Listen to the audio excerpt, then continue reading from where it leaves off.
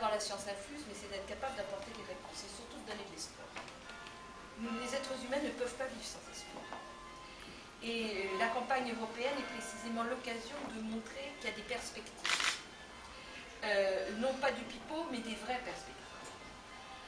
Et comme le disait Olivier il y a un instant, le MoDem est particulièrement à même de pouvoir apporter ce message d'espoir. Tout simplement parce que nous sommes un mouvement extrêmement nouveau sur l'échiquier politique français, contrairement à ce que certains d'autres peuvent penser. Nouveau parce que c'est pas l'UDF, parce que c'est pas CAP 21, parce que c'est la réunion de gens venus d'horizons divers et de plein de gens qui n'ont jamais fait de politique. Et qui sont venus au MoDem parce qu'ils avaient envie de participer à quelque chose.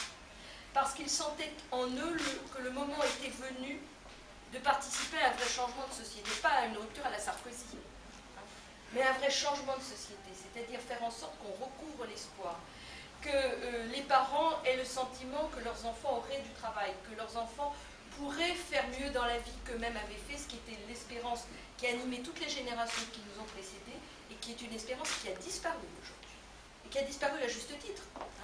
C'est pas un hasard, c'est pas un sentiment, c'est une réalité.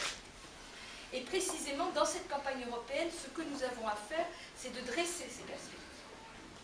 Ces perspectives, quelles sont-elles? C'est, comme Olivier le disait il y a un instant, de revenir aux fondamentaux de l'Europe.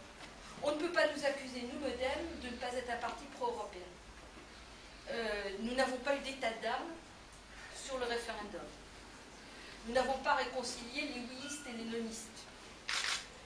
En revanche, nous avons à prendre en considération ce qui s'est exprimé au moment du référendum et ce qui s'exprime aujourd'hui de la part d'une certaine frustration. Ce n'est pas que les Français n'aiment plus l'Europe, c'est qu'elle les a déçus. Et ce que nous avons à faire, nous, c'est précisément à travailler à ce que nous ne déçoivent plus. Alors comment? C'est pas du yaka faucon. Comment? Eh bien, précisément en travaillant à une Europe beaucoup plus forte, qui revienne sur l'essentiel et laisse tomber l'accessoire. Si l'Europe s'est occupée du vin rosé ou du camembert, c'est parce qu'elle n'était pas capable de s'occuper de la fiscalité ou du social. Il convient donc de revenir à ces fondamentaux